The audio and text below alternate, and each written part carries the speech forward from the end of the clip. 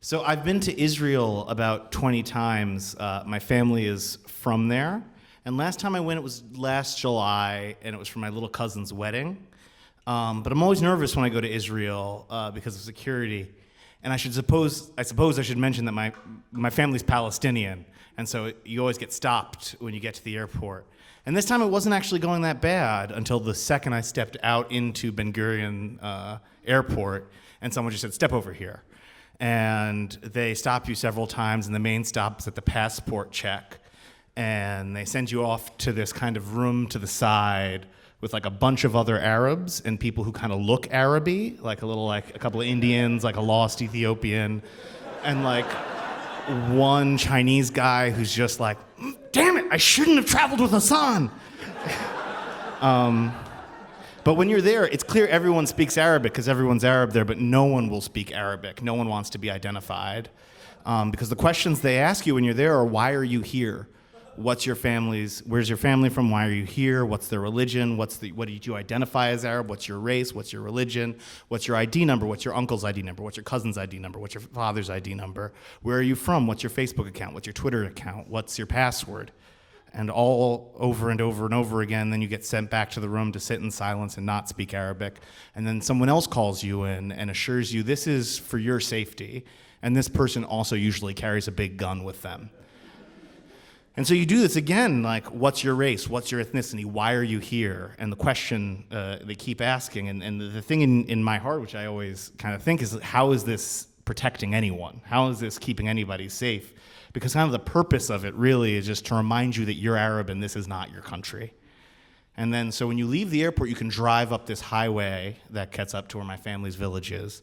And along the highway, you can see the wall, the separation wall, which is enormous, and there's gun towers every 100 feet. And you just think to yourself how lucky you are you're not on the other side of that wall, and how lucky I am that I can go and like see my family and be at my cousin's wedding and like spend time with them, because what they do at the other side of that wall is clearly much worse, and you can't really travel. But then I get to my cousins, and you know, it's all good. You eat, like, your aunts cook you food, and you kind of forget the place you are in. You're just kind of with family celebrating a wedding. And then you kind of forget it until you try to drive back to the airport. And the last time, 2 times ago when I tried to drive back to the airport, my cousin drove me. And my cousin drives a wheelchair-accessible van because my cousin's paralyzed. And he drove me with a van to the airport, which was a terrible idea because they just saw 2 Arabs in a van driving up to the airport. And like 4 men with assault rifles come and separate us out and ask us the questions: what are you here? What's your race? Why are you here? And it's exhausting, and it like weighs on you, this way of being stopped. And we fly away, and you kind of breathe an audible sigh of relief when you leave the ground and you fly over. And in that flight last July, what they did was somehow on the plane there were a bunch of FBI agents and NYPD agents who were training with Israeli security, and like the announcement was like, "Thank you for your service, guys," and it just reminded you of the same policies that are in place there and in place over here.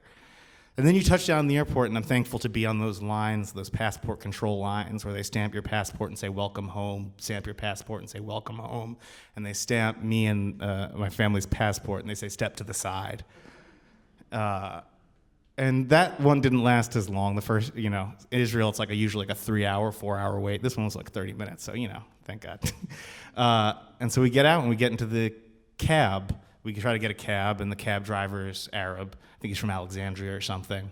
And he's speaking to us in Arabic, like, "How was your trip? Where are you from?" He's like, "Palestine." He's like, "Oh, yeah, cool. I'm from Alexandria. How was the flight?" And we said, "Yeah, not that great." And he's like, "Yeah, they do their best to treat us like shit."